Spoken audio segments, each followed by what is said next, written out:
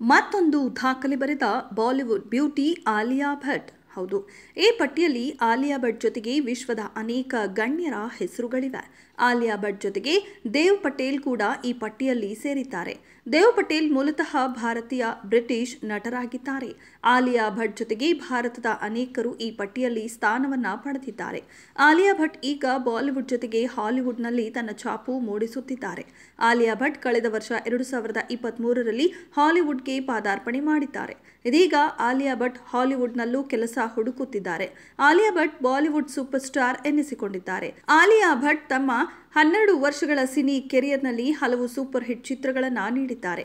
ಆಲಿಯಾ ಭಟ್ ಕಳೆದ ವರ್ಷ ಪತಿ ರಣಬೀರ್ ಕಪೂರ್ ಜೊತೆ ಬ್ರಹ್ಮಾಸ್ತ್ರ ಸಿನಿಮಾ ನೀಡಿದ್ರು. ಈ ಚಿತ್ರ ಸೂಪರ್ ಹಿಟ್ ಆಗಿತ್ತು. ಆಲಿಯಾ ಭಟ್ ಈಗ ಬಾಲಿವುಡ್ ಜೊತೆಗೆ ಹಾಲಿವುಡ್ನಲ್ಲಿ ತನ್ನದೇ ಛಾಪು ಮೂಡಿಸುತ್ತಿದ್ದಾರೆ. ಆಲಿಯಾ ಭಟ್ ಕಳೆದ ವರ್ಷ 2023ರಲ್ಲಿ ಹಾಲಿವುಡ್ಗೆ ಪಾದಾರ್ಪಣೆ ಮಾಡಿದ್ದಾರೆ. 15ನೇ ಮಾರ್ಚ್ 1993ರಂದು ಮುಂಬೈನಲ್ಲಿ ಜನಿಸಿದ ಆಲಿಯಾ ಇಂದು 31ನೇ ವರ್ಷಕ್ಕೆ ಕಾಲಿಟ್ಟಿದ್ದಾರೆ. ಆಲಿಯಾ ಬಾಲಿವುಡ್ಗೆ ಬಂದು ಸುಮಾರು 12 ವರ್ಷಗಳಾಗಿದೆ.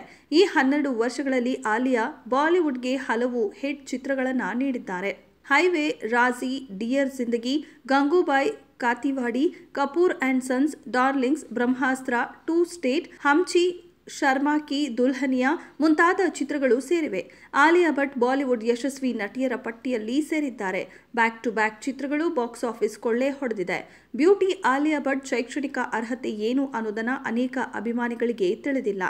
ಆಲಿಯಾ ಜಮ್ನಾಬಾಯಿ ನಾರ್ಸಿ ಶಾಲೆಯಲ್ಲಿ ಓದಿದ್ದಾರೆ. ಆದರೆ ಆಲಿಯಾ 12ನೇ ಕ್ಲಾಸ್ ಇರುವಾಗಲೇ ಶಿಕ್ಷಣಕ್ಕೆ ಗುಡ್ ಬೈ ಹೇಳಿದ್ದಾರೆ. ಆ ಬಳಿಕ ನಟನೆಯತ್ತ ಗಮನ ಹರಿಸಿದ್ರು.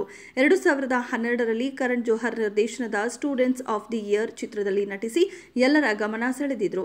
ಆಲಿಯಾ ಭಟ್ ಇದೀಗ ಬಾಲಿವುಡ್ನಲ್ಲಿ ತನ್ನದೇ ಹೆಸರು ಮಾಡಿದ್ದಾರೆ. ರಾಷ್ಟ್ರ ಪ್ರಶಸ್ತಿಯನ್ನು ಸಹ ಪಡೆದಿದ್ದಾರೆ. ಸಿನಿಮಾ ಅಷ್ಟೇ ಅಲ್ಲದೆ ನಟಿ ಆಲಿಯಾ ತನ್ನದೇ ಬಿಸ್ನೆಸ್ ಕೂಡ ಹೊಂದಿದ್ದಾರೆ. ನಟಿಯ ನಿವ್ವಳ ಆಸ್ತಿ ಕೋಟಿ ಇದೆ. ಮಾಧ್ಯಮ ಮೂಲಗಳ ಪ್ರಕಾರ ಆಲಿಯಾ ಅವರ ಒಟ್ಟು ಆಸ್ತಿ 550 ಕೋಟಿ ರೂಪಾಯಿ. ಆದರೆ ಅವರ ನಿವ್ವಳ ಮೌಲ್ಯ 299 ಕೋಟಿ ಎಂದು ಫೋರ್ಬ್ಸ್ ವರದಿ ಮಾಡಿದೆ.